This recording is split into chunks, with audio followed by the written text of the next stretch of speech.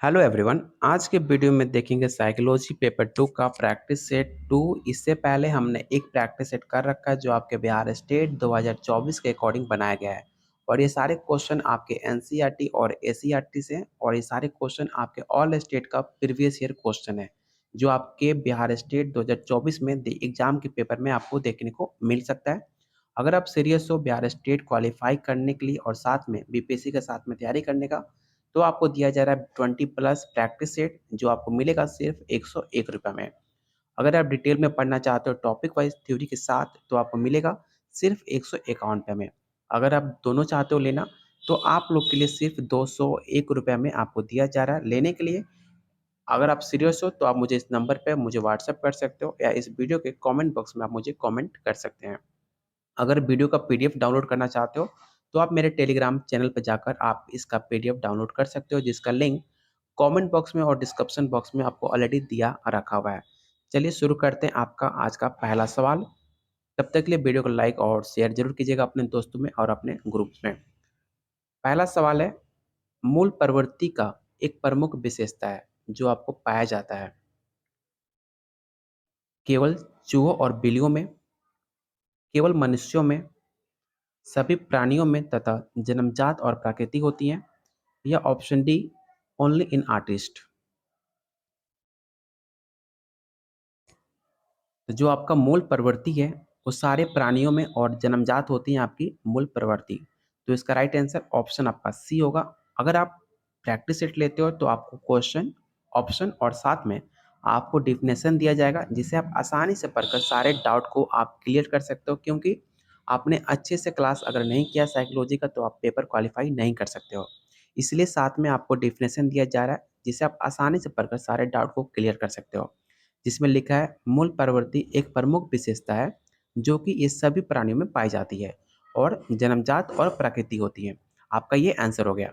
और डिटेल में पढ़िएगा तो आपको यहाँ पर लिखा है, मैकडूगल के अनुसार मूल प्रवृत्ति परंपरागत या जन्मजात मनोशारीरिक प्रवृत्ति मानी जाती है जो प्राणी की किसी निश्चित वर्ग की वस्तु को देखने, उसके प्रति ध्यान देने, उसे देखकर एक विशेष प्रकार की संवेगात्मक उत्तेजना का अनुभव करने और उससे संबंधित एक विशेष ढंग से कार्य करने और कम से कम इस प्रकार की क्रिया के आवेग का अनुभव करने का बाध्य करती है। मैकडूगल ने मूल प्रवृत्ति की निम्न विशेषताएं बताई हैं। आप देख सकते हैं 4 विशेषताएं बताई हैं आपके मैकडूगल ने। अगर आप पूरे अच्छे से पढ़ लेते हो तो आपको कहीं से भी कोई क्लास करने की ज़रूरत नहीं है और आपको इतने कम रेट में आपको कहीं नहीं मिलेगा। पूरे यूट्यूब पे पूरे आप गूगल करके सर्च कर लेना, इतना अच्छा कंटेंट और आपके जो पेपर में आ सकता है ऐसे सवाल जो आपके ऑल स्टेट में साइकोलॉजी जो पेपर पूछे जा चुके हैं आपको वो क्वेश्चन कराया जा रहा है। तो आपको इतना अच्छे रेट में और इतने अच्छा कंटेंट आपको कहीं नहीं मिलेगा। अगर आप सीरियस हो सच में क्वालिफाई करने के लिए तभी लेना, बाकी आप कहीं से भी क्लास कर सकते हो लेकिन कम रेट में देने का मेरा मकसद बस इतना है कि हर कोई इसे अच्छे से कंप्लीट कर सके और हर कोई अपना एग्ज़ाम दे सके और अच्छे से क्वालिफाई करके बिहार में जॉब अपना ले सके। मेरा मकसद बस यही है। मुझे बस आप लोगों से वीडियो को लाइक और शेयर कीजिए और आपसे सब्सक्राइब चाहिए, मेरे चैनल को सब्सक्राइब कर लीजिएगा जिससे आपको डेली मेरा क्लास मिल सके। अगला क्वेश्चन है, भारतीय संविधान में 6 से 14 वर्ष के बच्चों के लिए निःशुल्क और अनिवार्य शिक्षा का अधिकार निम्न में किसमें शामिल है? काफ़ी इंपॉर्टेंट क्वेश्चन है। इस क्वेश्चन को तो आप विवेक क्वेश्चन टेक आउट कर लीजिएगा और सारे ऑप्शन को हम आपको क्लियर किया जाएगा जिससे आप आसानी से सारे पॉइंट को आप क्लियर कर सकें। ऑप्शन है आर्टिकल 15, आर्टिकल 26, आर्टिकल 45 या ऑप्शन डी आर्टिकल 21A। आपको बताना है इसका राइट आंसर क्या हो जाएगा। तो पहले आपको पता होना चाहिए भारतीय संविधान में 6 से 14 वर्ष के बच्चों के लिए निःशुल्क और अनिवार्य शिक्षा का अधिकार आपके आर्टिकल 21A में दिया गया है। तो इसका राइट आंसर तो ऑप्शन आपका डी हो जाएगा। चलिए सारे ऑप्शन को हम अच्छे से समझते हैं। बात की जाए आर्टिकल 21A का, तो पहले आप इसका स्क्रीनशॉट भी ले लीजिएगा क्योंकि आपको अगर आपके पास प्रैक्टिस सेट नहीं होगा तो आप इसे अभी पढ़कर आप इसे भूल भी जाओगे। तो इसका स्क्रीनशॉट आप रख लीजिएगा क्योंकि आपके एग्जाम में सवाल पूछा जा सकता है। आर्टिकल 21A कहता है कि अनुच्छेद 86 संविधान संशोधन 2002 द्वारा जोड़ा गया था जिसमें आपके 6 से 14 वर्ष के बच्चों को निःशुल्क और अनिवार्य शिक्षा का अधिकार दिया गया था। ये आपका हो गया आर्टिकल 21A जो आपका राइट आंसर है। बात की जाए आर्टिकल 15 की, तो आर्टिकल 15 आपको अधिकार देता है राज्य किसी भी नागरिक के साथ जाति, धर्म, लिंग, जन्म स्थान और वंश के आधार पर भेदभाव नहीं कर सकते। मतलब आप किसी से भी जाति, रंग के आधार पर, किसी के लिंग के आधार से आप किसी से भेदभाव नहीं कर सकते हैं और भेदभाव करना भी नहीं चाहिए।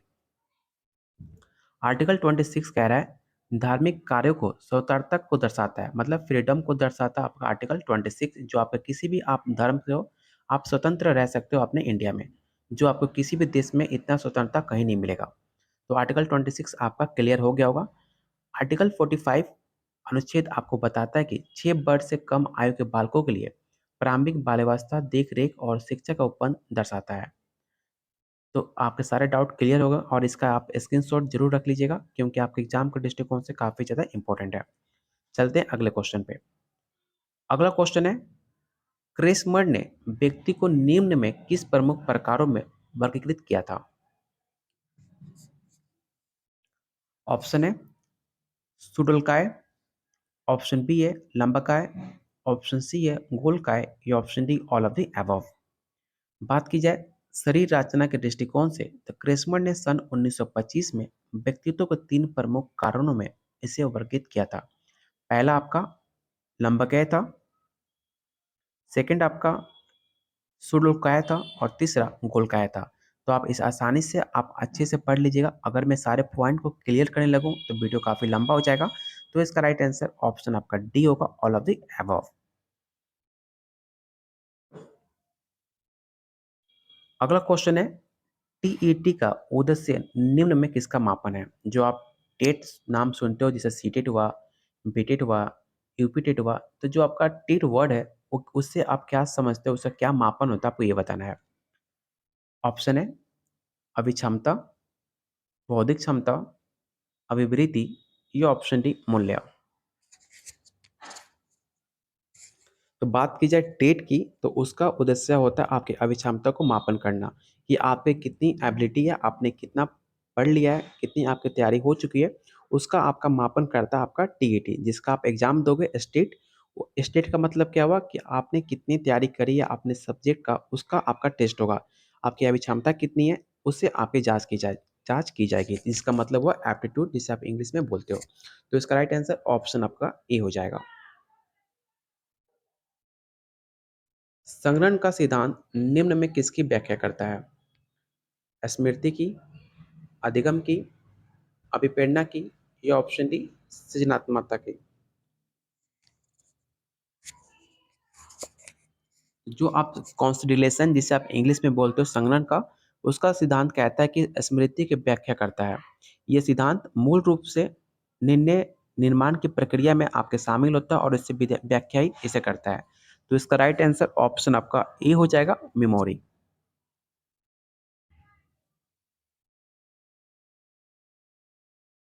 पिछड़े बालकों के लिए शैक्षिक उपलब्धि का अवधारणा किसने दी थी? ये सवाल आपका साइकोलॉजी पेपर 2 का 2023 स्टेट में सवाल पूछा जा चुका है कि पिछड़े बालकों को शैक्षिक उपलब्धि का अवधारणा किसने दिया था?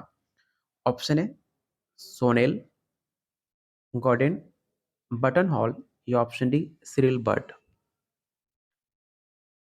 तो इसका राइट आंसर ऑप्शन आपका डी होगा। पिछड़े बालकों के लिए शैक्षिक उपलब्धि का अवधारणा सिरिल बर्ट ने दी थी।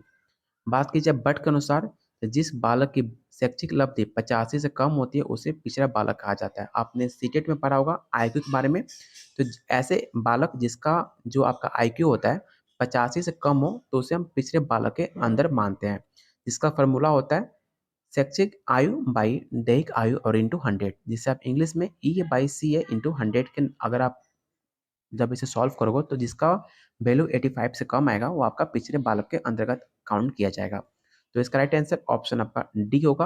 और आप देख सकते हैं ई ए का फुल फॉर्म होता है एजुकेशनल एज और सी ए का फुल फॉर्म होता है क्रोनोलॉजिकल एज। सारे डाउट आपकी उम्मीद करता हूँ क्लियर हो गए होंगे। क्वेश्चन 7 है, निम्न में कौन सा एक उत्तम परीक्षण का विशेषताओं से भिन्न माना जाता है? आपके पास 4 ऑप्शन है, आपको बताना है कि 4 ऑप्शन में कौन सा ऐसा ऑप्शन है जो आपके बाकियों से डिफरेंट है। ऑप्शन है वैधता, विश्वसनीयता, वस्तुनिष्ठता या ऑप्शन डी अभिक्षमता। तो जो आपका एप्टीट्यूड होता है बाकियों से अलग है, जो आपके उत्तम परीक्षाओं का विशेषताओं से भिन्न माना जाता है। तो इसका राइट आंसर ऑप्शन आपका डी हो जाएगा। निम्न में कौन सा बुद्धि का सिद्धांत नहीं है? आपको बताना है कि जो 4 ऑप्शन दिए गए हैं, इसमें कौन सा बुद्धि का सिद्धांत नहीं है? Two factor theory, unifactor, theory of regression या मल्टी फैक्टर थ्योरी। काफ़ी आसान सवाल है। अगर आपने सीटेट अच्छे से पढ़ा होगा या साइकोलॉजी क्लास 12 में आपने पढ़ा होगा तो आपको बताया जाता है कि बुद्धि के सिद्धांत कौन-कौन सा नहीं है। तो याद रखिएगा, थ्योरी ऑफ रिग्रेशन आपका सिद्धांत नहीं माना जाता है बुद्धि का। सिद्धांत का रिग्रेशन का मतलब वो कोई भी आप एग्रेसिव नहीं हो सकते हो, कुछ भी ज़बरदस्ती आप किसी को सिखा नहीं सकते हो, ज़बरदस्ती कुछ उस पे थोप नहीं सकते हो, ये सारी चीज़ आपके बुद्धि के सिद्धांत के अंतर्गत नहीं आता है। तो ऑप्शन आपका सी राइट आंसर हो जाएगा। निम्नलिखित में कौन अंतःस्रावी ग्रंथि नहीं है? आपको नहीं है बताना है, आपको ये पॉइंट को ज़रूर याद रखिएगा।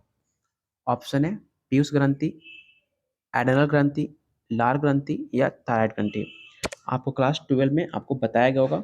अगर आपने क्लास किया होगा साइकोलॉजी का तो आप आसानी से इसका आंसर दे सकते हैं।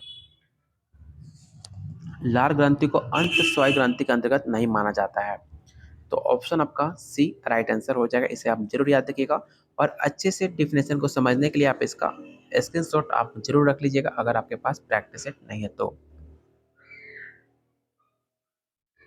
पियाजे के अनुसार संज्ञानात्मक विकास की द्वितीय अवस्था कौन सी है? काफ़ी इजी सवाल है, इसे तो हर कोई इसे बना सकता है और हर किसी को पता होगा कि पियाजे का संज्ञानात्मक विकास का जो द्वितीय चरण है आपका प्री ऑपरेशनल स्टेज माना जाता है। तो ऑप्शन आपका सी राइट आंसर हो जाएगा। और आप यहाँ देख सकते हैं जो आपका सेंसरी मोटर जो एज होता है वो आपके जन्म से 2 वर्ष का काउंट होता है। प्री ऑपरेशनल एज 2 से 7 वर्ष। जो आपका फॉर्मल है, फॉर्मल आपका मूर्त सक्रिय अवस्था जैसे 7 से 11 वर्ष और औपचारिक सक्रिय अवस्था 11 से 15 वर्ष माना जाता है। इस सारे पॉइंट को आप जरूर याद रखिएगा। अगला क्वेश्चन है, निम्न में कौन सा शिक्षा मानव विज्ञान का सर्वाधिक व्यक्तिनिष्ठ विधि माना जाता है? ऑप्शन है बाह्य दर्शन, अंतर्दर्शन, निरीक्षण या ऑप्शन डी प्रयोगीकरण। तो अंतर्दर्शन शिक्षा मानव विज्ञान का सर्वाधिक व्यक्तिनिष्ठ विधि माना जाता है। तो ऑप्शन आपका बी राइट आंसर हो जाएगा, जिसका मतलब होता है आत्मनिरीक्षण का अर्थ है मस्तिष्क द्वारा